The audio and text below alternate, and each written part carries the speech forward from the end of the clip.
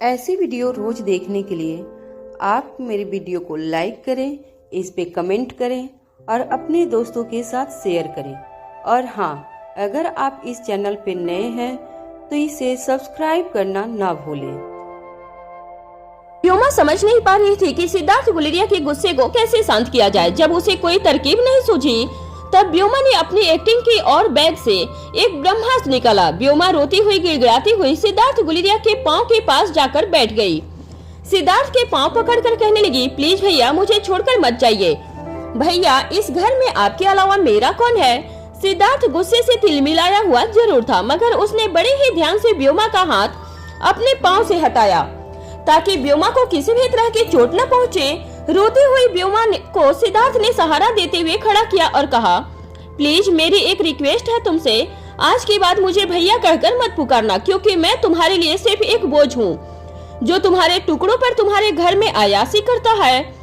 व्योमा ने सारे हथियार इस्तेमाल कर लिए थे, मगर किसी तरह से वह सिद्धार्थ गुलेरिया को नहीं मना पा रही थी। व्योमा को समझ नहीं आ रहा था कि आज सिद्धार्थ गुलेरिया को मनाना इतना मुश्किल क्यों हो रहा था। बचपन से लेकर आज तक अपनी छोटी से छोटी बात मनवाने के लिए व्योमा अगर सिर्फ अपने चेहरे पर उदासी ला देती थी तो सिद्धार्थ किसी भी कीमत पर उसकी जिद पूरी कर देता था। मगर आज इतना गिड़गिड़ाने के बावजूद सिद्धार्थ का दिल नहीं पिघल रहा था। व्योमा को बार बार अपने सामने खड़ी अनिका पर गुस्सा आ रहा था।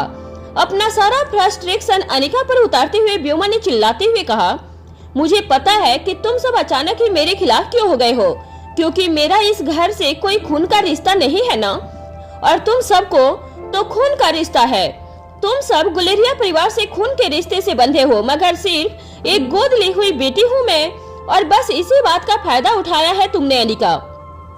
मैं जानती हूँ बहुत खुश हो रही होगी तुम मन ही मन में।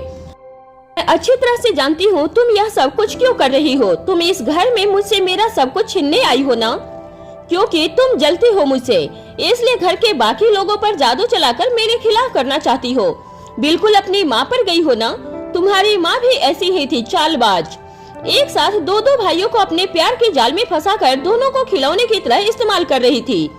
फिर एक भाई को फंसाकर उसके नाजायज बच्चे की माँ बन गई और अपना पूरा मतलब हो जाने पर दोनों को धोखा देकर चली गई थी। मगर अपनी औकात हमेशा याद रखना अनिका, तुम्हारी माँ एक बच्चलन औरत थी और तुम इस घर की नाजायज औलाद हो, जबकि मैं करण गुलेरिया की कानूनन बेटी हूँ। इतना बोलने के बाद अचानक ही व्योमा की सांसें फूलने लगी। जब उसने अपनी छाती पर हाथ रखकर अपनी सांसों को कंट्रोल करने की कोशिश की तब अचानक ही व्योमा के जबड़े पर एक जोरदार मुक्का पड़ा। व्योमा चक्कर खाकर सिद्धार्थ गुलेरिया के ठीक बगल में रखी चेयर पर जा गिरी। जब धीरे धीरे व्योमा को होश आया तब उसने अपनी धुंधली नजरों से देखा कि अनिका अपनी मुट्ठी कस के आंखों से गुस्सा लेकर व्योमा की ओर देख रही थी। अपने एक गाल पर हाथ रखकर दर्द से तड़प रही व्योमा ने अनिका से कहा, तुम्हारी हिम्मत कैसे हुई मुझ पर हाथ उठाने की? अनिका ने पलटकर जवाब देते हुए कहा, अगर दोबारा मेरी माँ का नाम तुम्हारी जबान पर आया तो याद रखना तुम्हारी जबान खींच लूंगी मैं। अनिका के गुस्से और अनिका के हाथों की ताकत का एहसास व्योमा को अच्छी तरह से हो गया था। व्योमा यह देखकर हैरान थी। अनिका ने व्योमा को सबके सामने मुक्का मारा था, फिर भी सिद्धार्थ गुलेरिया बिल्कुल खामोश खड़ा सारा तमाशा देख रहा था। व्योमा ने इस घर में एक वक्त ऐसा देखा था जब व्योमा को अगर कोई चींटी भी काट लेती थी तो सिद्धार्थ गुलेरिया डॉक्टरों की फौज खड़ी कर देता था, और आज व्योमा पर हुए हमले के बावजूद सिद्धार्थ बिल्कुल खामोश खड़ा अपनी नजरें झुकाए सारा तमाशा देख रहा था। बहते हुए आंसुओं की वजह से व्योमा की आंखों के आसपास लगा मेकअप खराब हो गया था। व्योमा के गालों पर काली काली लकीरें बनने लगी थी। रोती हुई आवाज में व्योमा धीरे से चेयर से खड़ी होकर कहने लगी, अभी इसी वक्त तुम भी मेरे घर से निकल जाओ। हाँ चले जाओ। तुम सब, मुझे इस घर में किसी की जरूरत नहीं है। तुम सब खून के रिश्ते से जुड़े हो ना, तो सब के सब इसी वक्त मेरे घर से निकल जाओ। सिद्धार्थ भैया, नंदिनी भाभी और उसको ओंकार को भी लेकर जाओ। मैं जानती हूँ तुमने उस पर भी अपना जादू चला दिया है। उस बदतमीज लड़के को भी तुम्हारे साथ लेकर चले जाओ इस घर से। जब व्योमा ने यह बात अनिका से कही तब अचानक ही सिद्धार्थ गुलेरिया के बेडरूम में खड़े सभी लोगों के कानों पर आकाश की आवाज पड़ी, अगर इस घर से कोई जाएगा तो वह तुम होगी व्योमा।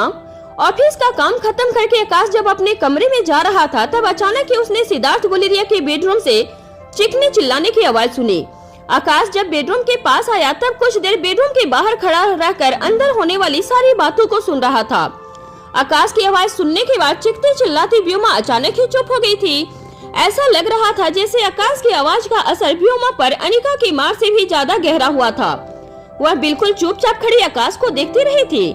आकाश ने अपने दोनों हाथ जेब में डाले और सिद्धार्थ के बेडरूम से दाखिल होते हुए कही, मैंने सोचा था कि एक बार करण अंकल ठीक होकर घर वापस लौट आए, उसके बाद खुद ही डिसाइड करेंगे कि तुम्हारे साथ क्या करना है, मगर अब मुझे ऐसा लग रहा है कि यह फैसला भी मुझे ही लेना पड़ेगा अभी इसी वक्त।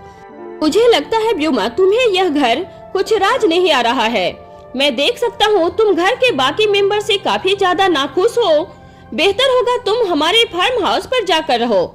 कुछ कहने के बाद आकाश ने मालती को आवाज लगाई। कुछ ही देर में मालती तेजी से सिद्धार्थ गुलेरिया के कमरे के बाहर आ गई थी। कमरे में सबके चेहरे के एक्सप्रेशन देखकर मालती समझ गई थी कि व्योमा ने जरूर कोई बड़ा सा कांड किया था। आकाश की ओर देखकर मालती ने कहा, जी आकाश बाबा, आपने मुझे बुलाया। आकाश की नजरें अपने सामने खड़ी व्योमा पर पड़ी। आकाश ने इस बार बिल्कुल धीमी मगर सख्त आवाज में मालती से कहा, आप एक काम कीजिएगा, व्योमा का सामान बंधवा कर फार्म हाउस में शिफ्ट करवा दीजिएगा। व्योमा अब से फार्म हाउस में रहेगी। मालती आकाश की बात सुनकर थोड़ी सी हैरान हो गई थी। कुछ देर सोचने के बाद मालती ने अटकती हुई आवाज में आकाश से पूछा, आकाश बाबा, कितने दिनों के लिए सामान पैक करूं? आकाश ने धीरे से मालती की ओर देखकर कहा, सारा सामान पैक करवा दो। यह कहते हुए आकाश बेडरूम से चला गया। व्योमा आकाश की बात सुनकर शॉक हो गई थी। आकाश के कहने का मतलब बिल्कुल साफ था, वह हमेशा हमेशा के लिए व्योमा को फार्म हाउस भिजवा रहा था। व्योमा पागलों की तरह दौड़ते हुए आकाश का पीछा करने लगी और कहने लगी, ऐसा मत करो आकाश, मैं इस घर की बेटी हूँ, मैं करण गुलेरिया की बेटी हूँ। मुझे इस घर से मत निकालो, मुझे इस घर से मत निकालो। कुछ ही दिन में आकाश के इंस्ट्रक्शन के मुताबिक व्योमा को गुलेरिया हाउस से मीलों दूर हरियाणा बॉर्डर पर बनवाया हुआ गुलेरिया परिवार के फार्म हाउस पर भिजवा दिया गया। फार्म हाउस पहुंचने के बाद व्योमा बिल्कुल खामोश एक कोने में बैठी रही। बस वह घर पर आने जाने वाले नौकरों की लगातार सामान शिफ्ट करते हुए देख रही थी। मालती भी व्योमा की मदद के लिए फार्म हाउस आ गई थी।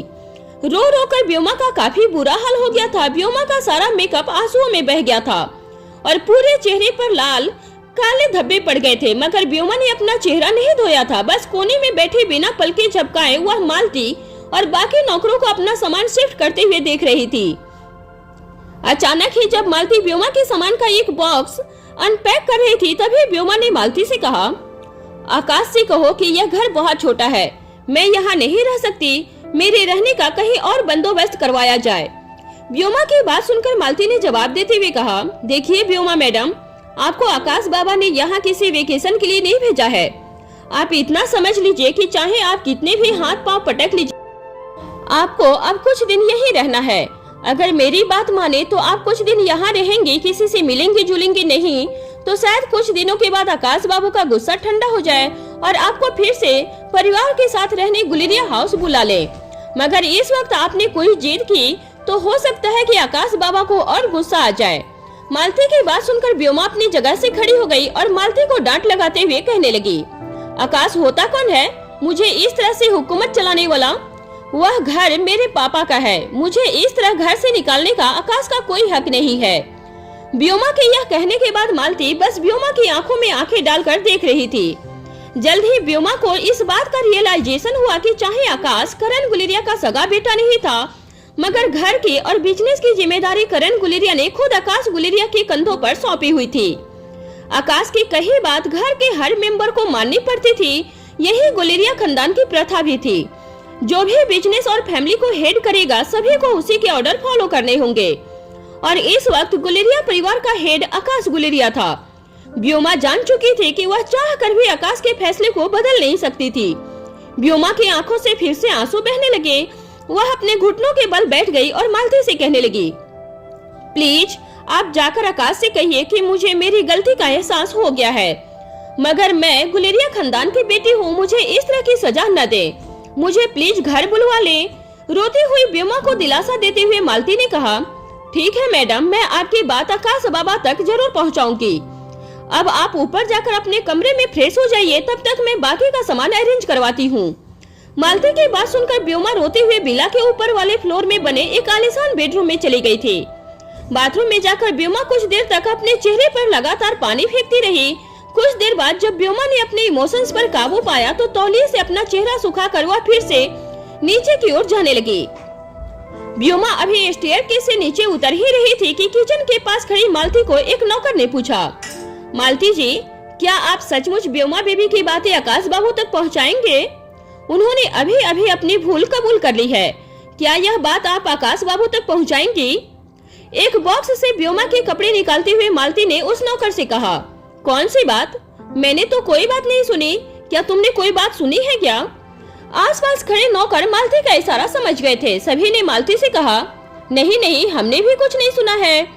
शायद कहीं न कहीं घर के नौकर भी यही चाहते थे कि व्योमा वापस गुलेरिया हाउस न आए, क्योंकि सभी नौकर एक बात अच्छी तरह से जानते थे कि भले ही शारदा ने बूढ़े बाबा को वह दवाई दी थी, मगर कहीं न कहीं बूढ़े बाबा को जहर देने के पीछे व्योमा का भी हाथ जरूर था। जैसे ही व्योमा मालती की बात सुनकर नीचे आई, मालती ने व्योमा को देखते ही सारे नौकरों को ताली बजाकर कहा, चलो चलो, यहाँ पे सारा सामान रख दिया हो तो चलो एक के बाद एक निकलने लगो। गुलेरिया हाउस में भी काफी काम पड़ा हुआ है। मालती की बात सुनते ही सारे नौकर एक के बाद एक विला से निकलकर बाहर जाने लगे। बाहर निकल रहे नौकरों को देखकर व्योमा ने मालती से पूछा, सारे नौकर चले जाएंगे तो फिर यहाँ मेरे साथ कौन रहेगा? मालती ने जवाब देते हुए कहा, मैडम, ऐसी कोई इंस्ट्रक्शन मुझे आकाश बाबा से मिली नहीं है कि यहाँ पर भी किसी नौकर को छोड़ना है। मालती की बात सुनकर व्योमा हैरान रह गई थी। व्योमा ने अपनी आवाज ऊंची करते हुए मालती से कहा, मगर खाना कौन बनाएगा? मैं यहाँ अकेली कैसे रहूंगी? मालती ने जवाब देते हुए कहा, अरे हाँ व्योमा मैडम, अच्छा हुआ मुझे याद आ गया, आकाश बाबा ने आपके सारे बैंक के कार्ड फ्रीज कर दिए हैं।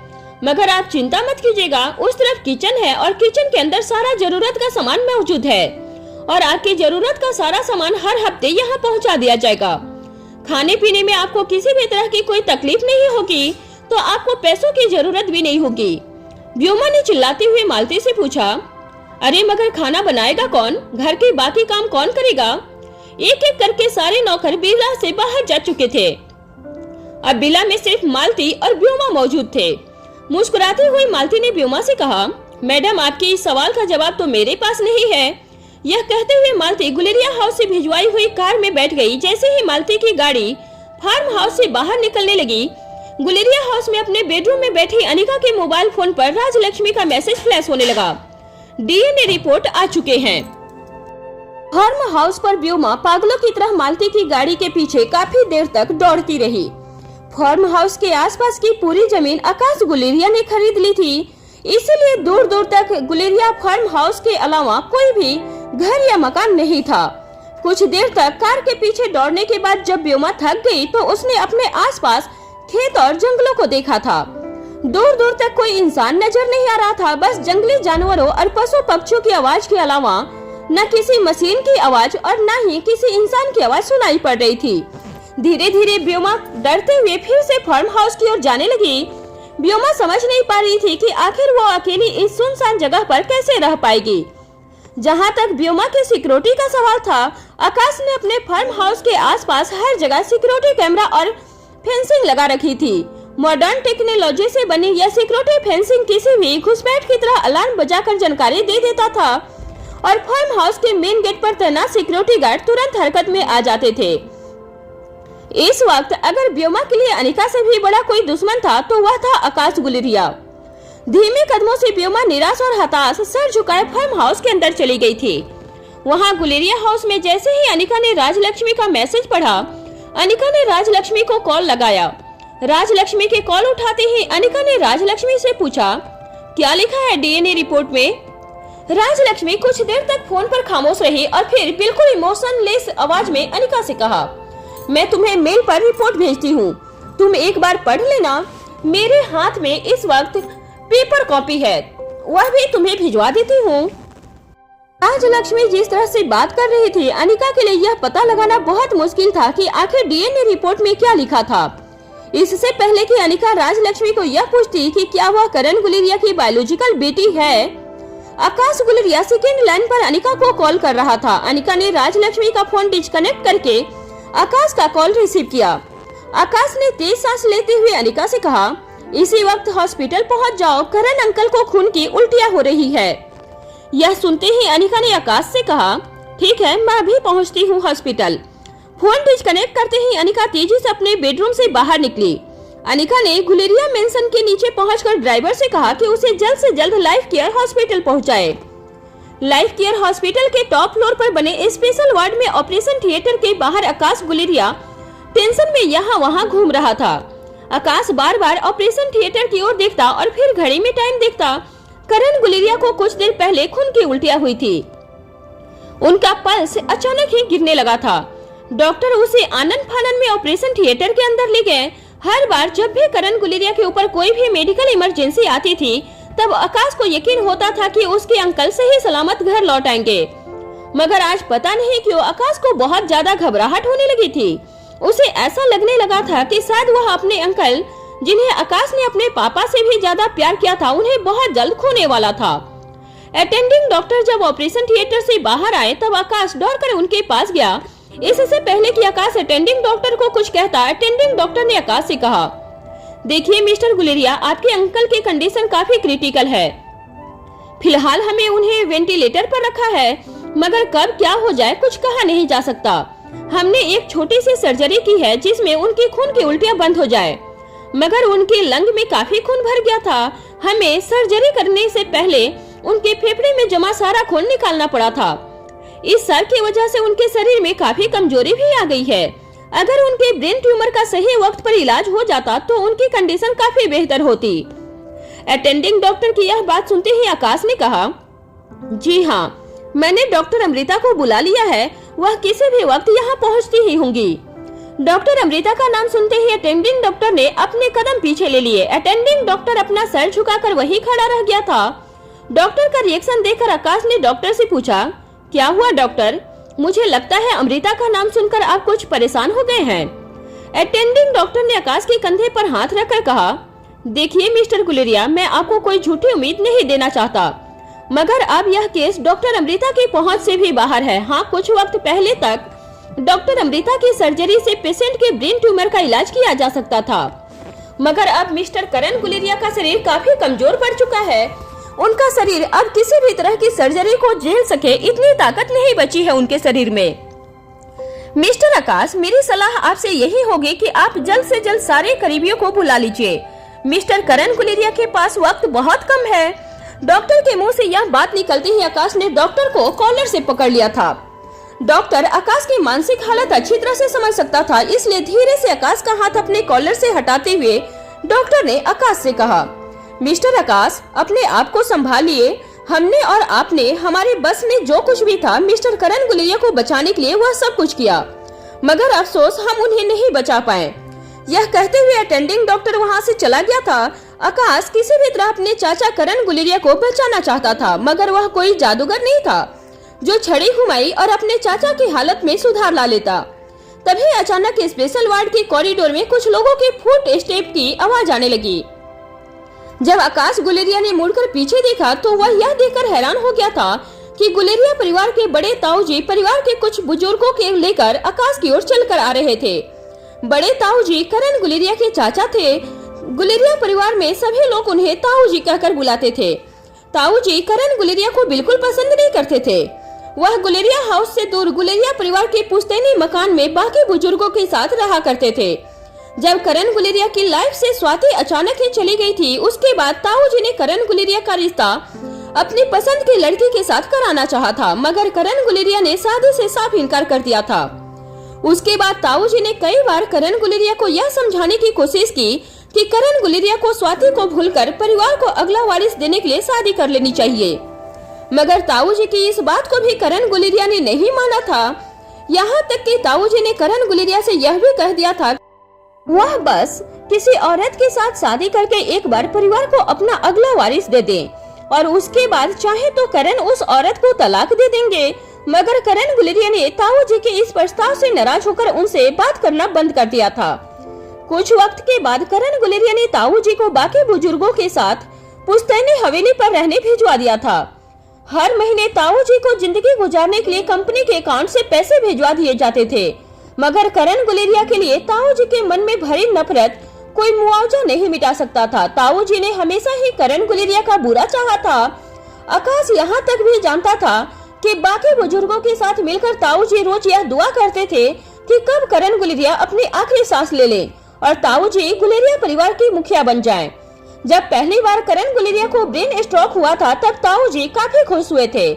उन्हें लगा था कि करण गुलेरिया का अब बचना नामुमकिन है, मगर जब उन्हें पता चला कि करण गुलेरिया उस स्ट्रोक के बावजूद खतरे से बाहर है, तब उन्होंने इस बात को लेकर काफी दुख जताया था। मगर आकाश समझ नहीं पा रहा था कि जिस आदमी ने हमेशा ही करण गुलेरिया की मौत चाही थी, वह आज करण गुलेरिया को मिलने हॉस्पिटल क्यों आए थे। ताऊ जी की उम्र 80 साल के ऊपर थी, मगर उनके चाल ढाल और बात करने का तरीका काफी एनर्जेटिक था। एक लकड़ी का सहारा लेकर ताऊ जी अपने पाँव और लकड़ी बारी बारी से जमीन पर पटकते हुए आकाश की ओर बढ़ रहे थे। आकाश के पास आकर ताऊ जी ने गहरी और कड़क आवाज में आकाश से कहा, अभी तुम्हारा चाचा मरा नहीं है क्या? और तुमने उसकी बेटी को घर से निकाल भी दिया है। आकाश समझ नहीं पा रहा था कि आखिर ताऊ जी ब्योमा की वकालत करने हॉस्पिटल क्यों आए थे। जिस आदमी से वह नफरत करते थे, उसकी गोद ली हुई बेटी की वकालत करने ताऊ जी ने आखिर इतनी दूर हॉस्पिटल आने की तकलीफ क्यों उठाई थी। तभी आकाश की नजर ताऊ जी के ठीक पीछे खड़ी ब्योमा पर पड़ी। ब्योमा ने अपने दोनों हाथ बिल्कुल अपने शरीर से चिपका कर रखे थे और ब्योमा की गर्दन झुकी हुई थी। ताऊ जी के पीछे से आकाश की ओर आगे बढ़ते हुए ब्योमा ने कहा, मुझे माफ कर दो आकाश, मैं अपनी गलतियों के लिए शर्मिंदा हूँ, मगर मुझे घर से मत निकालो, मुझे फिर से गुलेरिया हाउस में रहने की इजाजत दे दो। अब तक आकाश इतना तो समझ चुका था कि जरूर यह ब्योमा की कोई बहुत बड़ी चाल थी। ताऊ जी जो करण गुलेरिया को अपना दुश्मन समझते थे, वह भला करण गुलेरिया की गोद ली हुई बेटी की मदद क्यों करने आए थे, वो भी हॉस्पिटल में। आकाश ब्योमा को भी अच्छी तरह से पहचान चुका था। जरूर ब्योमा ने ताऊ जी को कोई लालच दी होगी, जिस वजह से ताऊ जी घर के बाकी बुजुर्गों के साथ ब्योमा की मदद करने हॉस्पिटल तक पहुंच गए थे। आकाश ने बड़ी ही शांति से ब्योमा से पूछा, गलती? कौन सी गलती की बात कर रही हो तुम ब्योमा? ब्योमा ने अपनी नजरें ऊंची करते हुए आकाश से कहा, घर में जो कुछ भी हुआ उस गलती की बात कर रही हूँ मैं, मगर मेरा यकीन मानो आकाश, मैंने यह सब कुछ सिर्फ और सिर्फ उस अनिका को नीचा दिखाने के लिए किया था, क्योंकि मुझे नफरत है उस लड़की से। जरा देखो पापा की क्या हालत है, और आज पापा की जो भी हालत है वह सिर्फ और सिर्फ उस लड़की की वजह से है। ना वह लड़की दोबारा पापा के सामने आती, ना ही पापा को मिला हुआ जो धोखा था वो उन्हें याद आता, और ना ही यह सब कुछ होता। मैं किसी भी तरह उस लड़की को सबक सिखाना चाहती थी, इसलिए मुझसे यह सब कुछ हो गया। देखो आकाश, मैं अच्छी तरह से जानती हूँ कि मैं तो पापा की गोद ली हुई बेटी हूँ। तुम्हारे साथ मेरा कोई खून का रिश्ता नहीं है, जबकि अनिका के साथ तुम्हारा खून का भी रिश्ता है। जाहिर है तुम उसी को फेवर करोगे। मगर मेरे पापा ने मुझे भले ही गोद लिया हो, मगर उन्होंने मुझे पाल पोस कर इतना बड़ा किया है। मैं मेरे पापा से बहुत प्यार करती हूँ, और उनके साथ इस लड़की की वजह से जो कुछ भी हुआ है वह मैं कभी भूल नहीं सकती। मेरे पापा को मिले विश्वासघात का बदला मैं उस लड़की से लेना चाहती थी। यह कहकर ब्योमा फूट फूट कर रोने लगी थी। यह ब्योमा का और एक मास्टर स्ट्रोक था। आकाश अब तक जान चुका था कि यह ब्योमा की एक और नई चाल थी, मगर आकाश भी ब्योमा की एक्टिंग की दाद दिए बगैर नहीं रह सकता था। आकाश मन ही मन सोचने लगा कि ब्योमा अपनी हर गलती से बचकर निकलने के लिए जिस तरह से बहाने बनाती थी, ऐसा लगता था कि वह कोई फिल्म की स्क्रिप्ट राइटर हो सकती थी। अगर अपनी इस टैलेंट को उसने सही दिशा में आजमाया होता। ब्योमा का हाथ पकड़कर ताऊ जी ने उसे फिर से पीछे कर दिया और इस बार जोर से अपने हाथों की छड़ी जमीन पर पटकते हुए आकाश से कहा, देखो आकाश, तुम करण के भतीजे हो, बेटे नहीं, और यह जो लड़की तुम्हारे सामने आंसू बहा रही है वह उसकी कानूनन तौर पर बेटी है। तुम्हारे दिल में करण गुलेरिया के लिए जो प्यार है ना, मगर वह अपने बाप की इज्जत करना अच्छी तरह से जानती है। अगर अपने बाप का बदला लेने के लिए किसी 2 टके की लड़की को उसने भला बुरा कह भी दिया तो कौन सी आफत आ गई थी। तुम कौन होते हो इस लड़की को घर से निकालने वाले? यह मत भूलो कि आज गुलेरिया ग्रुप ऑफ इंडस्ट्रीज जो कुछ भी है वह हम घर के बड़े बुजुर्गों की सपोर्ट की वजह से है। करण गुलेरिया ने खड़ी की है और गुलेरिया हाउस और गुलेरिया इंडस्ट्रीज के हम भी बोर्ड ऑफ डायरेक्टर्स हैं, और सारे सीनियर डायरेक्टर्स के मुखिया की हैसियत से मैं तुम्हें यह आदेश देता हूँ कि तुम गुलेरिया इंडस्ट्रीज की जायदाद का बंटवारा कर दो। जो कुछ भी इस लड़की व्योमा का है वह उसके हवाले कर दो, वरना हम सब मिलकर कोर्ट का दरवाजा खटखटाएंगे। व्योमा को जब आकाश ने फार्म हाउस भिजवा दिया था तब व्योमा ने ताऊ जी को कांटेक्ट किया था। ताऊ जी से मिलकर व्योमा ने एक बहुत ही गहरी प्लानिंग की थी। ताऊ जी ने व्योमा का सपोर्ट करते हुए गुलेरिया ग्रुप ऑफ कंपनी में बंटवारे की मांग की थी और उसके बदले में व्योमा ने ताऊ जी को अपने हिस्से की जायदाद से काफी मोटी रकम ऑफर की थी। करण गुलेरिया की लीगल औलाद होने के नाते गुलेरिया इंडस्ट्रीज और गुलेरिया हाउस का ज्यादातर हिस्सा व्योमा को विरासत में मिल जाता। आकाश गुलेरिया करण के लिए बेटे जैसा ही था, मगर कोर्ट में करण गुलेरिया की जायदाद पर व्योमा अपना हक प्रूव कर लेती। बाकी बची प्रॉपर्टी कई सारे लोगों में बांटी जाती और आकाश गुलेरिया रातों रात गुलेरिया इंडस्ट्रीज और गुलेरिया परिवार के हेड की पोजीशन खो देता। ताऊ जी को दो बातों की लालच थी, एक तो व्योमा ने अपने हिस्से की जायदाद में से ऑफर किए हुए पैसे और दूसरा यह कि अगर करण गुलेरिया हेड की पोजीशन से हट जाता तो गुलेरिया परिवार की बागडोर फिर से ताऊ जी के हाथ में आ जाती। ताऊ जी की उम्र भले ही बढ़ते जा रही थी, मगर पूरे परिवार पर राज करने का जुनून कम नहीं हो रहा था। गुलेरिया परिवार के बाकी बड़े बुजुर्ग वैसे तो काफी समझदार थे, मगर ताऊ जी ने उन सब पर इस तरह से अपना रोब जमा रखा था कि बाकी बड़े बुजुर्ग ताऊ जी के खिलाफ कभी नहीं बोलते थे। ताऊ जी का लिया हुआ डिसीजन उनके लिए आखिरी डिसीजन होता था। ताऊ जी के साथ हॉस्पिटल आए हुए कुछ बुजुर्ग एक के बाद एक आकाश से कहने लगे थे, देखो बेटा, यह लड़की आखिर करण की बेटी है। अगर इसके बाप को कोई लड़की दुख पहुंचाती है तो उससे बदला लेना बहुत ही स्वाभाविक है। इसमें इससे घर से निकालने की कोई जरूरत नहीं है। दूसरे एक बुजुर्ग ने बड़े ही शांति से आकाश को समझाते हुए कहा, देखो बेटा, अगर इस वक्त तूने व्योमा को घर से निकाल दिया तो लोग तुम्हारी बदनामी करेंगे। अभी इस वक्त लड़की का बाप जिंदा है, मरा नहीं है। करण गुलेरिया के मरने से पहले अगर तुम उसकी औलाद को उसी के घर से निकाल दोगे तो लोग तुम्हें धोखेबाज कहेंगे। तभी और एक चाचा ने अपनी वॉकिंग स्टिक जमीन पर पटकते हुए कहा, और यह मत भूलो आकाश कि करण के तुम पर बहुत एहसान है। आज उन एहसानों को जब चुकाने का मौका आया तो तुम उल्टा एहसान फरामोशी करने जा रहे हो। शर्म आनी चाहिए तुम्हें। एक नाजायज औलाद के लिए तुम उस लड़की का दिल दुखा रहे हो जिसने सालों गुलेरिया परिवार में गुजारे हैं। गुलेरिया परिवार की बेटी बनकर ताऊ जी ने अपनी आवाज ऊंची करते हुए आकाश से कहा, देखो आकाश, अभी के अभी राजीव की उस नाजायज औलाद को घर से बाहर निकालो और व्योमा को वापस घर बुला लो, वरना मैं भी कह देता हूँ कि मुझसे बुरा कोई नहीं होगा। बेशक ताऊ जी की मूछें सफेद थी, मगर इस उम्र में भी अपनी मूछों को ताव देना नहीं भूलते थे। ताऊ जी का पहनावा भी काफी ट्रेडिशनल था। पुराने जमाने के किसानों की तरह वह धोती पहनते थे और उसके ऊपर एक लंबा सा कुर्ता, सर पर पगड़ी और पाँव में चमड़े की चप्पल। जिंदगी में काफी साल किसानी करने के बाद ताऊ जी के हाथों में काफी मजबूती आ गई थी। 80 साल की उम्र पार करने के बावजूद ताऊ जी के हाथों में गजब की ताकत थी। चेहरे पर झुर्रियां जरूर नजर आती थी, मगर आंखों का तेज बिल्कुल कम नहीं हुआ था। ताऊ जी का गुस्सा हमेशा उनके नाक पे रहता था। अक्सर ताऊ जी की उम्र के लोग काफी संतुष्ट और शांत स्वभाव के हो जाते थे, मगर इस उम्र में भी ताऊ जी बहुत कुछ हासिल करना चाहते थे। वह किसी भी कीमत पर गुलेरिया हाउस का मुखिया बनना चाहते थे, चाहे उसके लिए उन्हें कोई गलत रास्ता ही क्यों न चुनना पड़े। जब व्योमा ने ताऊ जी को पैसे और पोजीशन की लालच दी थी तो बिना ज्यादा सोचे ताऊ जी ने घर के बाकी बुजुर्गों को भी आकाश के खिलाफ भड़काया था और जायदाद में बंटवारा करने बाकी बुजुर्गों के साथ सीधे लाइफ केयर हॉस्पिटल के स्पेशल वार्ड में आ गए थे। मगर आकाश अच्छी तरह से जानता था कि इस वक्त अगर कंपनी का बंटवारा हुआ तो बहुत बड़ा नुकसान हो सकता था। न सिर्फ कंपनी को, मगर कंपनी में इन्वेस्ट करने वाले लोगों को पैसा भी रातों रात डूब जाता। शेयर मार्केट में गुलेरिया कंपनी के शेयर भाव पर बहुत बुरा असर होता। आकाश ने व्योमा को सजा देने से पहले कभी यह नहीं सोचा था कि बदला लेने के लिए व्योमा इतनी गहरी चाल ही चल सकती थी। जायदाद में बंटवारे की मांग पर कुछ देर खामोश रहने के बाद आकाश ने सारे बड़े बुजुर्गों की ओर देखकर कहा, अगर आप लोग सब यही चाहते हैं कि जायदाद में बंटवारा हो जाए तो मैं न चाहते हुए भी जायदाद में बंटवारा करने के लिए तैयार हूँ।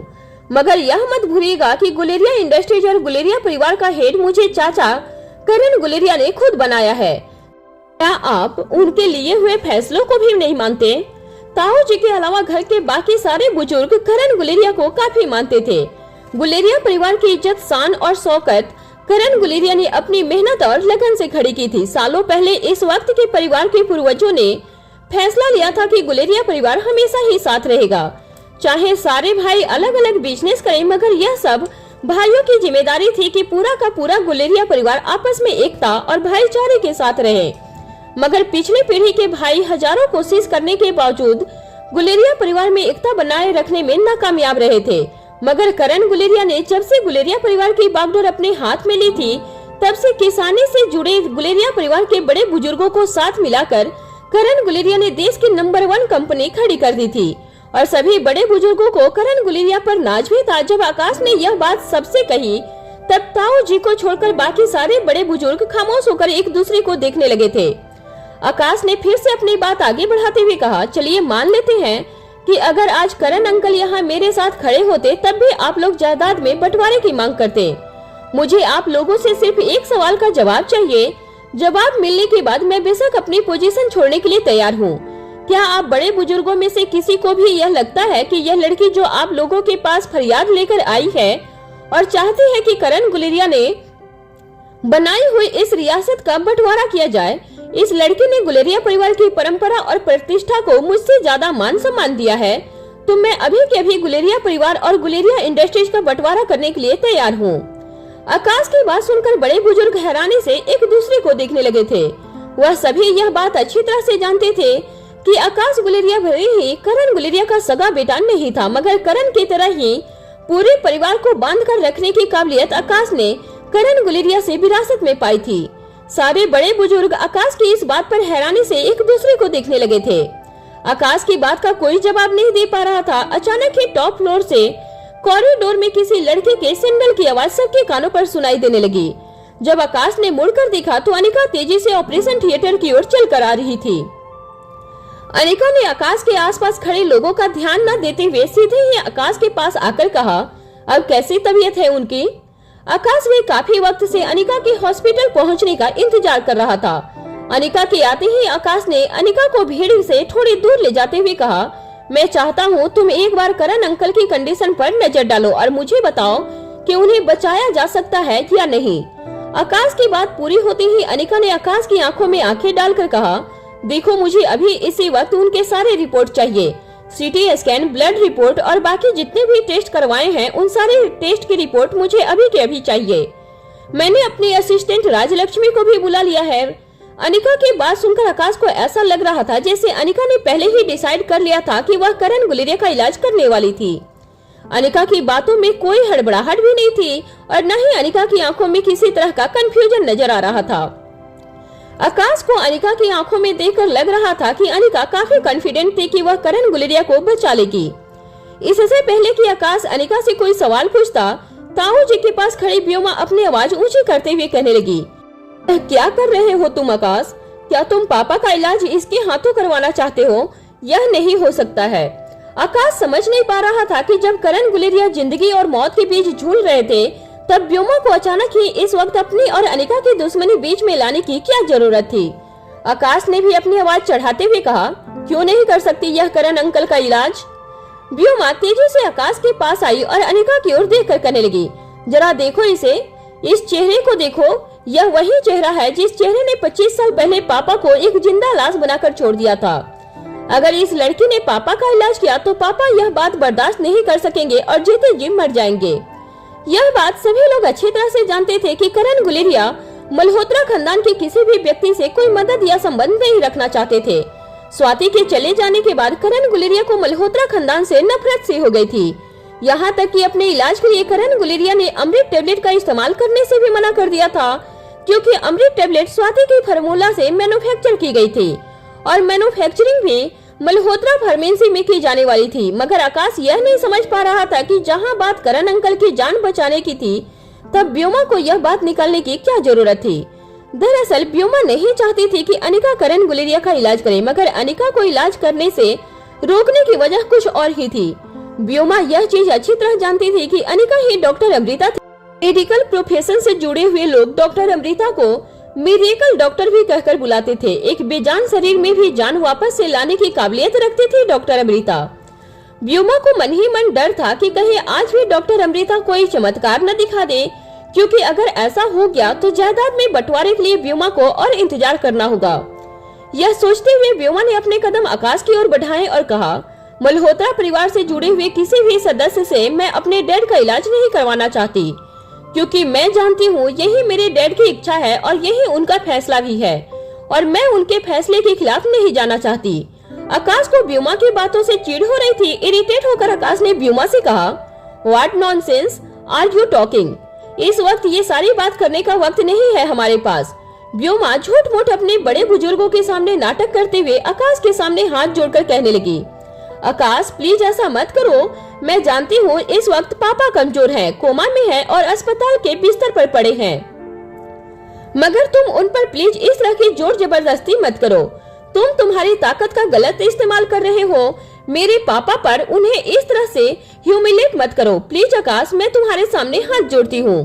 सारे बड़े बुजुर्ग व्योमा की बात सुनकर एक दूसरे को देखने लगे थे। उन लोगों को आकाश के ऊपर काफी गुस्सा आ रहा था। कुछ बड़े बुजुर्गों को यह लगने लगा था कि अब आकाश जानता था कि किसी भी वक्त करण गुलेरिया अपनी आखिरी सांस ले सकता है, इसलिए वह अपनी मनमानी कर रहा था। मगर ताऊ जी व्योमा से दूर खड़े खड़े मन ही मन व्योमा की इस चाल की दाद दे रहे थे।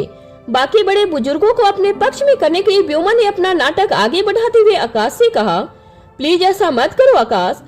पर पापा को पता चला कि उनका इलाज मल्होत्रा खानदान से जुड़ी हुई इस अनिका ने किया है तो होश में आते ही वह अपनी जिंदगी से नफरत करने लगेंगे। आकाश ने व्योमा के सामने अपनी एक उंगली बंदूक की तरह रखते हुए कहा, देखो व्योमा, चाहे कुछ भी हो जाए करण अंकल का इलाज अनिका ही करेगी। जब आकाश ने व्योमा पर अपनी आवाज चढ़ाई तो ताऊ जी और घर के बाकी बड़े बुजुर्गों को लेकर व्योमा आकाश के सामने खड़ी हो गई थी। आकाश ने देखा कि घर के सारे बड़े बुजुर्ग व्योमा के साथ मिलकर आकाश के खिलाफ खड़े हो गए हैं। आकाश ने सभी को समझाते हुए कहा, देखिए इस वक्त करण अंकल का इलाज सख्त जरूरत है, आप सब मेहरबानी करके समझने की कोशिश कीजिए। व्योमा ने आकाश की बात का जवाब देते हुए कहा, इलाज जरूर होगा मगर मल्होत्रा खानदान से जुड़े किसी भी शख्स की मदद से बिल्कुल नहीं। डैड नफरत करते हैं मल्होत्रा परिवार से। आकाश ने भी व्योमा की बात का जवाब देते हुए कहा, मगर अनिका गुलेरिया परिवार की हिस्सा है। अनिका की सरनेम मल्होत्रा नहीं गुलेरिया है, यह बात हम सबको नहीं भूलनी चाहिए। आकाश की बात में एक वैलिड पॉइंट था। आकाश की यह दलील सुनकर आकाश के सामने खड़े गुलेरिया परिवार के बुजुर्ग सोच में पड़ गए थे। इससे पहले कि बुजुर्गों का फैसला बदल जाता, व्योमा ने बड़े बुजुर्गों की ओर देखते हुए कहा, तो क्या हुआ, अगर अनिका की सरनेम गुलेरिया है, हमें यह बात नहीं भूलना चाहिए कि अनिका स्वाति मल्होत्रा की बेटी है और स्वाति मल्होत्रा उस औरत का नाम है जिसकी वजह से मेरे पापा करण गुलेरिया की जिंदगी बर्बाद हो गई थी।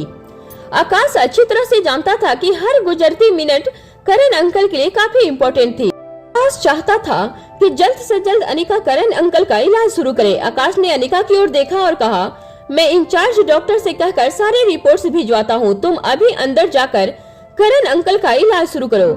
अनिका भी इलाज शुरू करने में अब ज्यादा वक्त नहीं बर्बाद करना चाहती थी। जैसे ही अनिका ऑपरेशन थिएटर की ओर चलने लगी, व्योमा दौड़कर अनिका के आगे आ गई और दोनों हाथों से अनिका को रोकते हुए कहने लगी, चाहे कुछ भी हो जाए मैं इस लड़की को अंदर नहीं जाने दूंगी। इसके हाथों से अगर पापा का इलाज हुआ तो मेरे पापा तो जीते जी मर जाएंगे, मैं यह नहीं होने दे सकती। इसके बाद व्योमा ने गुस्से से आकाश की ओर देखते हुए कहा, आकाश ये मत भूलो कि पापा की लीगल औलाद होने के नाते यह मेरा अधिकार है कि मैं यह डिसाइड करूं कि मेरे पापा का इलाज किस डॉक्टर से होगा। और याद रखना, अगर फिर भी तुमने अपनी मनमानी करने की कोशिश की तो मैं अभी इसी वक्त पुलिस को यहाँ बुलाऊंगी। व्योमा की इस बात पर आकाश पूरी तरह फंस गया था। आकाश ये बात अच्छी तरह से जानता था कि हॉस्पिटल के डॉक्यूमेंट्स पर बिना व्योमा के साइन के वह अनिका को करण गुलेरिया का इलाज नहीं करने दे सकता था। तभी मौका देखते हुए ताऊ जी ने पूरी बाजी अपने हाथ में लेते हुए आकाश से कहा, देखो आकाश, अपनी मनमानी करना बिल्कुल छोड़ दो, कोई फायदा नहीं होने वाला इन सब से। कानून भी यही कहता है, जब तक व्योमा नहीं चाहती अनिका करण का इलाज नहीं कर सकती। अगर इस दुनिया में करण का कोई सबसे करीबी है तो वो बस व्योमा है। अगर करण गुलेरिया किसी को अपना परिवार कहना चाहे तो व्योमा के अलावा और कोई नहीं है। ताऊ जी की इस बात पर अचानक ही अनिका ने अपने सामने खड़ी व्योमा को साइड से धकेला और कहा, किसने कहा कि अकेली व्योमा ही करण गुलेरिया की परिवार का हिस्सा है? अनिका की बात सुनकर ताऊ जी शॉक हो गए थे। वह समझ नहीं पा रहे थे कि आखिर अनिका के कहने का मतलब क्या था। व्योमा फिर से अनिका के सामने आकर अनिका के दोनों हाथ पकड़कर जोर जोर से कहने लगी, बस करो यह तमाशा। अब मैं नहीं चाहती कि तुम मेरे पापा का इलाज करो, बल्कि मैं तो यह भी नहीं चाहती कि तुम्हारा साया भी मेरे डैड के ऊपर पड़े। यह मत भूलो कि मेरे पापा ने मुझे लीगल अडॉप्ट किया है, मैं उनकी लीगल बेटी हूँ और मेरी परमिशन के बिना तुम मेरे पापा के नजदीक भी नहीं जा सकती। उनका इलाज करना तो बहुत दूर की बात है। व्योमा के दोनों हाथ झटकते हुए अनिका ने व्योमा की आंखों में आंखें डालकर कहा, हाँ, मगर तुम सिर्फ गोद ली हुई बेटी हो, बायोलॉजिकल बेटी का हक हमेशा ही तुमसे ज्यादा रहेगा। अनिका की यह बात सुनते ही घर के बड़े बुजुर्ग और आकाश शौक होकर अनिका को देखने लगे। आकाश अनिका की बात समझ नहीं पा रहा था, वह धीरे से अनिका की ओर चलकर आने लगा था। आकाश ने धीमी आवाज में अनिका से पूछा, बायोलॉजिकल बेटी, तुम कहना क्या चाहती हो अनिका?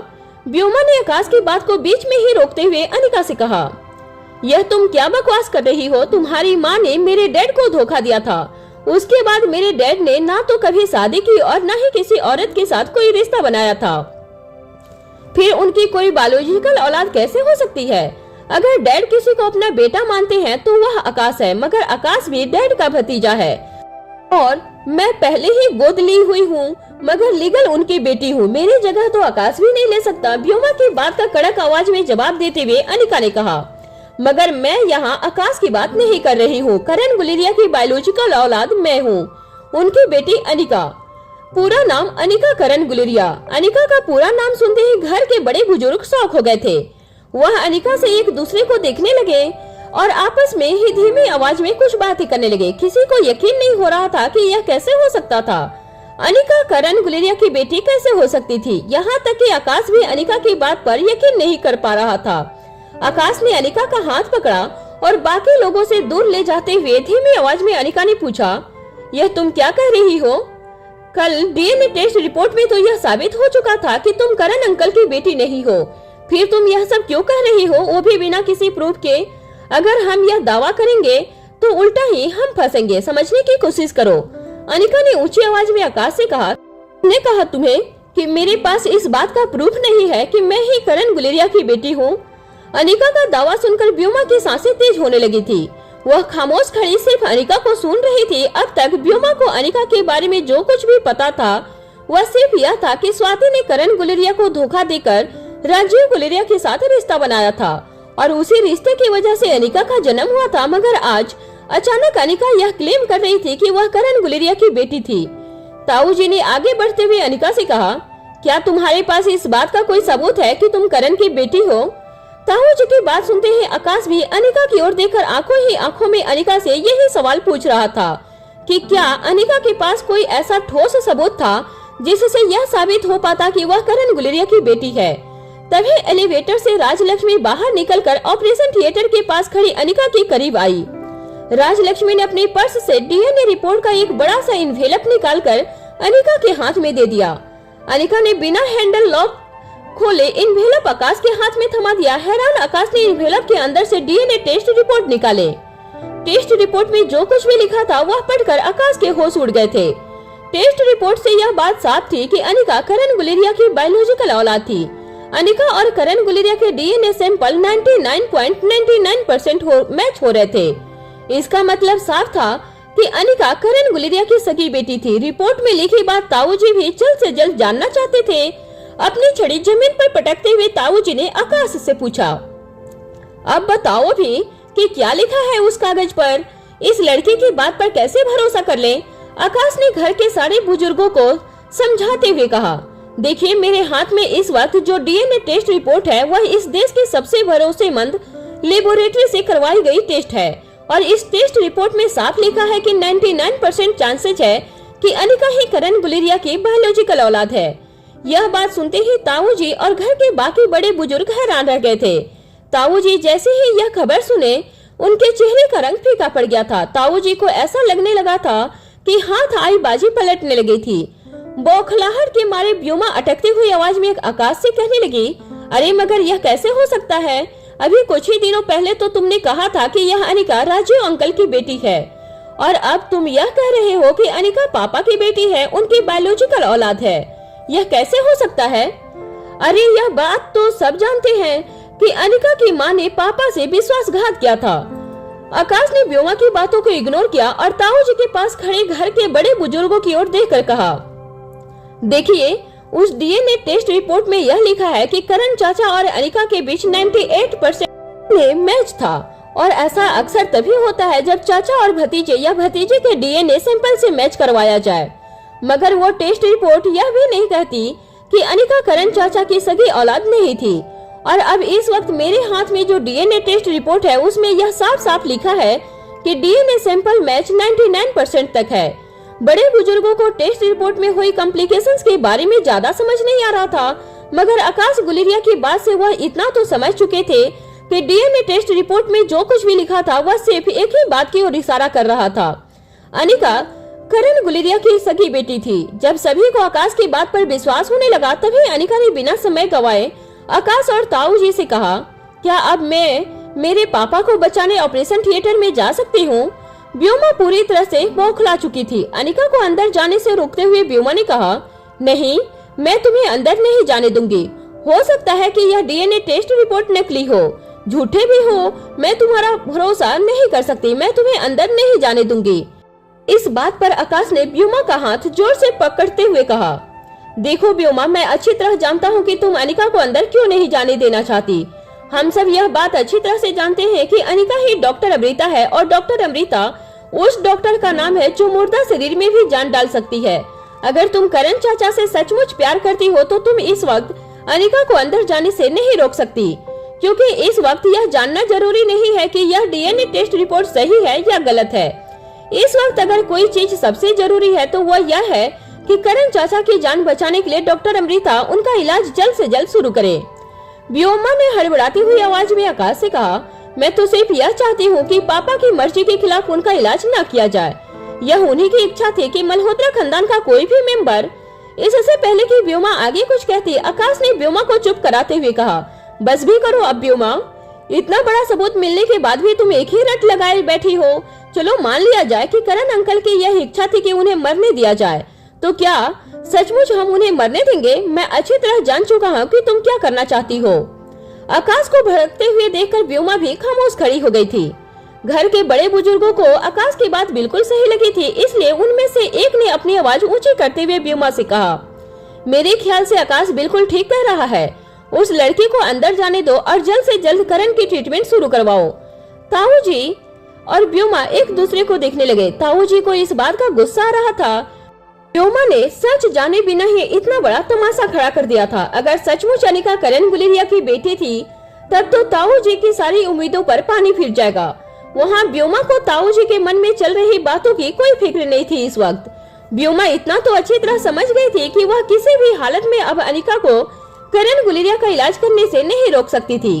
मगर व्योमा के लिए अभी एक उम्मीद बाकी थी। व्योमा ने कुछ ही देर पहले अटेंडिंग डॉक्टर को यह कहते हुए सुना था कि करण गुलेरिया की शारीरिक हालत अब इतनी कमजोर हो चुकी है कि शायद डॉक्टर अमृता भी उन्हें बचा न पाए। अगर अटेंडिंग डॉक्टर की यह बात सही निकली और अनिका करण गुलेरिया को बचाने में नाकामयाब हुई तो व्योमा के पास और एक अच्छा मौका था खोई हुई बाजी अपने हाथ में वापस लाने का। चाहे अनिका सचमुच करण गुलेरिया की बायोलॉजिकल औलाद हो, अभी व्योमा करण गुलेरिया की लीगल औलाद थी, जिसके नाते वह कोर्ट का दरवाजा खटखटा कर गुलेरिया इंडस्ट्रीज पर अपना हक जता सकती थी। व्योमा मन ही मन करण गुलेरिया के मरने का इंतजार करने लगी थी। जैसे ही ऑपरेशन थिएटर के दरवाजे पर खड़ी व्योमा शांत हुई, आकाश ने व्योमा को साइड करते हुए अनिका को अंदर जाने का इशारा कर दिया। आकाश का इशारा मिलते ही अनिका तेजी से ऑपरेशन थिएटर के अंदर चली गई। अनिका ने देखा कि ऑपरेशन थिएटर के अंदर पहले से सर्जरी के लिए पूरा स्टाफ तैयार था। ऐसा लग रहा था कि सब मिलकर डॉक्टर अमृता का इंतजार कर रहे थे, कब डॉक्टर अमृता आए और मिस्टर करण गुलेरिया की सर्जरी शुरू कर सके। अनिका ऑपरेशन थिएटर के बीचों बीच रखे सर्जरी टेबल के पास आई। अनिका ने देखा कि करण गुलेरिया पहले से ज्यादा सूख चुके थे। उनका शरीर पूरी तरह से सिकुड़ चुका था और चेहरे का रंग भी उतर चुका था और करण गुलेरिया अपने नाक पर लगे ऑक्सीजन मास्क के सहारे धीरे धीरे सांस ले रहे थे। अनिका समझ नहीं पा रही थी कि आखिर आज का दिन उसके लिए क्या लेकर आया था। एक तरफ अनिका को ये खबर मिली थी कि करण गुलेरिया ही उसके बायोलॉजिकल फादर है और दूसरी तरफ वहीं करण गुलेरिया ऑपरेशन थिएटर के सर्जरी टेबल पर पड़े अपनी जिंदगी की आखिरी सांसें गिन रहे थे। मगर अनिका को इस वक्त इमोशन होने से ज्यादा न तो टाइम था और न ही मौका था। अनिका ने टेबल के पास पड़ी एक मोटी सी फाइल अपने हाथ में ली और एक के बाद एक करण गुलेरिया के सारे रिपोर्ट्स चेक करने लगी। CT scan, MRI scan, blood report और बाकी सारे टेस्ट रिपोर्ट देखकर अनिका समझ चुकी थी कि करण गुलेरिया के पास वक्त बहुत कम था। एक के बाद एक शरीर के सारे ऑर्गन काम करना बंद करने लगे थे और एक तरफ करण गुलेरिया के ब्रेन में एक ट्यूमर भी था। करण गुलेरिया की हालत रोहित की दादी की मां के जैसे था, मगर रोहित की दादी मां का जब अनिका ने इलाज किया था तब उनकी उम्र 80 साल के ऊपर थी। 80 साल की उम्र में शरीर में इस तरह की कमजोरी आम बात थी, मगर अनिका के सामने इस वक्त जो पेशेंट सर्जरी टेबल पर पड़ा था उसकी उम्र रोहित की दादी मां से कहीं बहुत ज्यादा छोटी थी। वह लगभग 50 से 55 साल के आसपास के थे और इस उम्र में शरीर में इस तरह की कमजोरी यही बता रही थी कि धीरे धीरे करण गुलेरिया का शरीर बेजान होने लगा था। जब अनिका करण गुलेरिया की रिपोर्ट पढ़ रही थी तब राजलक्ष्मी को ऑपरेशन में अनिका को असिस्ट करने वाली थी। वह अपना सर्जिकल गाउन पहनकर ऑपरेशन टेबल के पास आई। अनिका की पूरी टीम ने हॉस्पिटल स्टाफ के पास से करण गुलेरिया की ट्रीटमेंट की सारी जिम्मेदारियां अपने हाथ में ले ली थी। बाहर कॉरिडोर में हॉस्पिटल का अटेंडिंग डॉक्टर तेजी से चलकर आकाश के पास आया। उसने इशारे से आकाश से कहा कि वह आकाश से अकेले में बात करना चाहते हैं। आकाश और करण गुलेरिया का अटेंडिंग डॉक्टर स्टेयर केस के पास बने पैसेज में चले गए। अटेंडिंग डॉक्टर के चेहरे पर काफी परेशानी नजर आ रही थी। इससे पहले कि आकाश उनसे कुछ पूछता, अटेंडिंग डॉक्टर ने आकाश से कहा, देखिए मिस्टर आकाश, मुझे नहीं लगता कि आपने सही फैसला लिया है। मैं जानता हूँ अभी डॉक्टर अमृता देश की ही नहीं मगर दुनिया की सबसे रिप्यूटेड डॉक्टरों में से एक है, मगर इस वक्त मिस्टर करण गुलेरिया की हालत बहुत नाजुक है। उनका शरीर सर्जरी झेलने की हालत में नहीं है। अगर इस वक्त उन पर सर्जरी हुई तो उनकी जान जाना तय है। रोकिए उन्हें। डॉक्टर की बात सुनकर आकाश ने अपना सर झुका लिया और अपने दोनों हाथ जेब में डालते हुए बिल्कुल धीमी आवाज में अटेंडिंग डॉक्टर से कहा, नहीं डॉक्टर, आई ट्रस्ट हर। आकाश के रिएक्शन से अटेंडिंग डॉक्टर इतना जान चुके थे कि आकाश किसी भी कीमत पर अब अपना फैसला बदलने वाला नहीं था। अटेंडिंग डॉक्टर आकाश के कंधे पर हाथ रखकर कहने लगा, इंदौर के wish you all the best. Operation theatre के बाहर कॉरिडोर में रखी बेंच पर ताऊ जी और घर के बाकी बड़े बुजुर्ग बैठे हुए थे। ब्योमा ताऊ जी के ठीक बगल में खड़ी थी। ताऊ जी और ब्योमा की नजरें ऑपरेशन थिएटर पर गड़ी हुई थी। दोनों बस एक ही बात की उम्मीद कर रहे थे कि ऑपरेशन थिएटर का दरवाजा खुलते ही उन्हें यह खुशखबरी मिले कि करण गुलेरिया ने ऑपरेशन के टेबल पर दम तोड़ दिया है। कुछ देर पहले मयूर भी हॉस्पिटल पहुंच गया था। अनिका जब से ऑपरेशन थिएटर में गई थी मयूर आकाश के पास ही खड़ा था। आकाश की ही तरह मयूर भी अपने चाचा करण गुलेरिया की बहुत इज्जत किया करता था। करण गुलेरिया की कंडीशन के बारे में पता चलते ही मयूर काफी परेशान सा हो गया था। हॉस्पिटल कॉरिडोर में अपना सर झुकाए मयूर अपनी उंगलियों के नाखून को चबा रहा था। ऑपरेशन थिएटर की ओर देखने की मयूर में हिम्मत भी नहीं बची थी। जब आकाश ने देखा कि मयूर काफी टेंशन में था तो मयूर के कंधे पर हाथ रखते हुए आकाश ने कहा, मुझे हमारी बहन पर पूरा भरोसा है और इतना याद रखना कि अगर करण अंकल को डॉक्टर अमृता यानी कि अनिका नहीं बचा पाई तो दुनिया का कोई डॉक्टर उन्हें नहीं बचा पाता। अनिका ही हमारी आखिरी उम्मीद है। आकाश की बात का जवाब देते हुए मयूर ने कहा, मुझे करण अंकल की बिल्कुल फिक्र नहीं है। मैं जानता हूँ कि डॉक्टर अमृता यानी कि हमारी बहन अनिका उन्हें जरूर बचा लेगी, मगर मुझे इस वक्त किसी और की फिक्र सता रही है। आकाश हैरानी से मयूर को देखने लगा। आखिर इस वक्त मयूर को किसकी फिक्र हो रही थी, यह बात आकाश को समझ नहीं आ रहा था।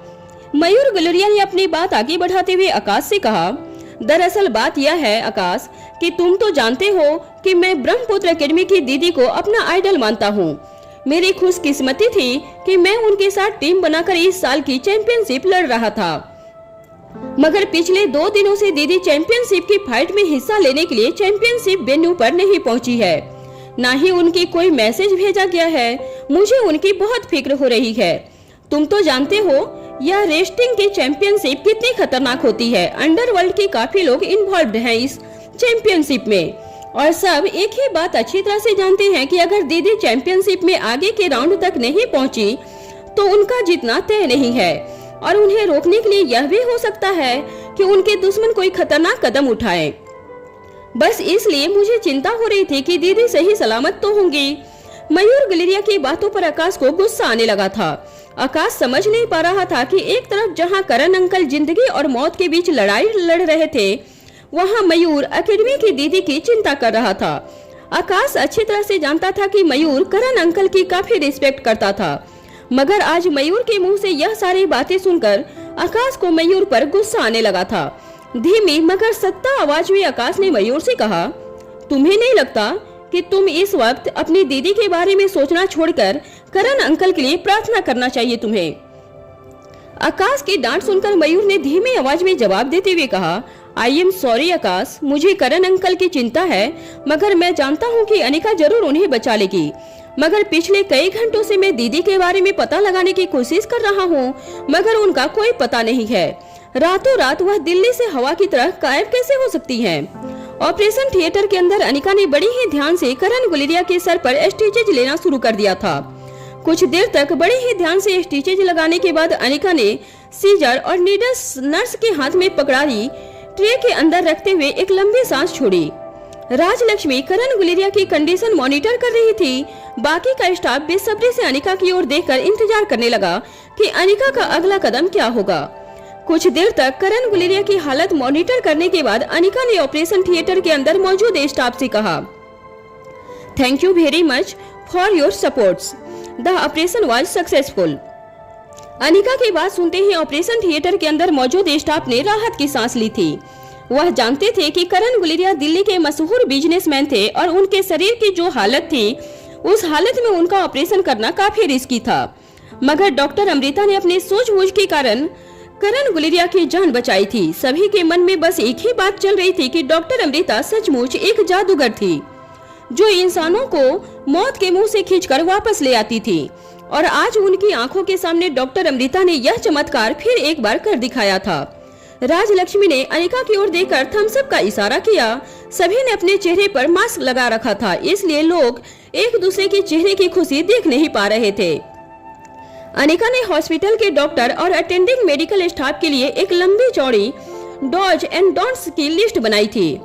लिस्ट पूरी करने के बाद अनिका ने उस लिस्ट को करण गुलेरिया की मेडिकल फाइल में रखा और नर्सिंग डिपार्टमेंट के हेड के हवाले कर दिया। फाइल देने के बाद अनिका ने नर्सिंग डिपार्टमेंट के हेड से कहा, मैंने जो कुछ भी लिखा है उसे स्ट्रिक्टली फॉलो करना। जब हमने पेशेंट का ऑपरेशन किया था तो उनकी हालत बहुत नाजुक थी। जब उन्हें होश आया तब उन्हें यह एहसास हुआ कि उनका शरीर बहुत कमजोर पड़ चुका है। ऐसे में पेशेंट घबरा सकता है और घबराहट की वजह से उनके शरीर में और कॉम्प्लिकेशन डेवलपमेंट हो सकती है।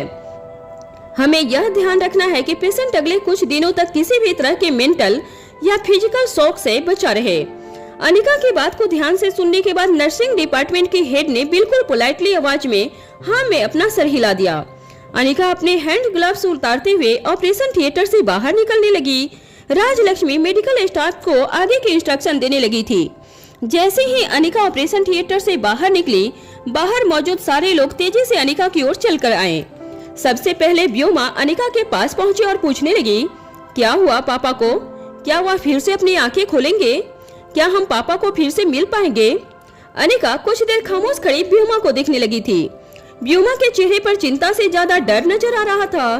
ताऊ जी की भी अनिका के जवाब का बेसब्री से इंतजार कर रहे थे। अनिका ने व्योमा की आंखों में आंखें डालकर कहा, the operation was very successful. यह कहते हुए अनिका न सिर्फ कॉन्फिडेंस नजर आ रही थी, बल्कि अनिका की आंखों में गजब का एटीट्यूड नजर आ रहा था। अनिका का कॉन्फिडेंस देखकर व्योमा के चेहरे का रंग ही उड़ गया था। व्योमा की सारी उम्मीदों पर पानी फिर गया था। अनिका ने अपनी बात आगे बढ़ाते हुए व्योमा और उसके पास खड़े ताऊ जी से कहा, 1-2 दिन में पेशेंट को होश आ जाएगा। उसके बाद हर परेशानी खत्म हो जाएगी और हर गलतफहमी भी दूर हो जाएगी। अनिका का इशारा व्योमा अच्छी तरह से समझ गई थी। अनिका की कॉन्फिडेंस और अनिका की बातों से व्योमा के चेहरे का डर बढ़ता जा रहा था। तभी ताऊ जी ने फिर अपनी छड़ी जमीन पर पटकते हुए कहा, अरे ऐसे कैसे हम तुम्हारी बात मान ले? तुम डॉक्टर हो, कोई भगवान नहीं जो तुम्हारी भविष्यवाणी हम मान ले। हम अपनी आंखों से देखना चाहते हैं कि करण कैसा है। हम अभी अंदर जाकर करण से मिलना चाहते हैं। जैसे ही ताऊ जी बाकी बड़े बुजुर्गों को लेकर ऑपरेशन थिएटर के अंदर जाने लगे, अनिका ने उन्हें रोकते हुए कहा, आप ऐसा नहीं कर सकते हैं। पेशेंट की अभी सर्जरी हुई है और इस हालत में पेशेंट को बिल्कुल आइसोलेशन में रखना बहुत जरूरी है। वरना उन्हें इन्फेक्शन लग सकता है और ऐसी कंडीशन में एक छोटा सा इन्फेक्शन भी जानलेवा साबित हो सकता है। इसलिए इस वक्त मैं आप लोगों को उनसे मिलने की इजाजत नहीं दे सकती। अनिका की बात बीच में काटते हुए व्योमा ने कहा, मगर मैं तो उनकी बेटी हूँ, मैं तो उनसे मिलने जरूर जा सकती हूँ। जैसे ही व्योमा ने ऑपरेशन थिएटर में जाने के लिए अपने कदम बढ़ाए, अनिका ने एक हाथ से व्योमा को पीछे ढकेलते हुए कहा, इन्फेक्शन रिश्ता देखकर नहीं फैलता है, पेशेंट से मिलने के लिए अभी तुम्हें इंतजार करना होगा। अनिका की बात सुनते ही आकाश भीड़ के बीचों में से आगे आया और अपने दोनों हाथ फैलाकर सभी से कहने लगा, चलिए अब ऊपर वाले का लाख लाख शुक्र है कि करण अंकल अब खतरे से बाहर हैं। मेरे ख्याल से अब आप लोगों को भी घर चलकर आराम करना चाहिए। करण अंकल के ठीक होते ही आप सबको मैसेज भिजवा दूंगा, आप सब उनसे मिलने आ सकते हैं। जब ताऊ जी के साथ आए बाकी लोगों को आकाश की बातों से तसल्ली हो गई तो एक बुजुर्ग ने कहा, चलो भाई, भगवान का लाख लाख शुक्र है कि करण की जान बच गई है। मेरे ख्याल से अब हम सभी को चलना चाहिए। उस बुजुर्ग की बात सुनते ही बाकी लोगों ने भी उनकी बात में हामी भरी। व्योमा ने आकाश से कहा, जब तक पापा को डिस्चार्ज नहीं मिल जाता मैं यही रुकूंगी। मगर आकाश ने बड़ी सख्ती से व्योमा को जवाब देते हुए कहा, हॉस्पिटल लॉज के मुताबिक पेशेंट के साथ यहाँ सिर्फ 2 लोग रह सकते हैं, मैं और मयूर यहाँ रुकेंगे। और रही तुम्हारी बात, तो एक बार करण अंकल होश में आ जाएं, उसके बाद काफी इम्पोर्टेंट फैसले लेने होंगे। तब तक के लिए तुम फार्म हाउस में आराम से रह सकती हो व्योमा। व्योमा के पास ताऊ जी और बाकी बुजुर्गों के साथ चले जाने के अलावा और कोई रास्ता ही नहीं था। सबके जाने के बाद डीएनए रिपोर्ट पर नजर डालते हुए आकाश ने अनिका से पूछा, क्या इस रिपोर्ट में जो कुछ भी लिखा है वह सच है अनिका? अनिका बिल्कुल शांत खड़ी आकाश की आंखों में आंखें डालकर देखने लगी थी।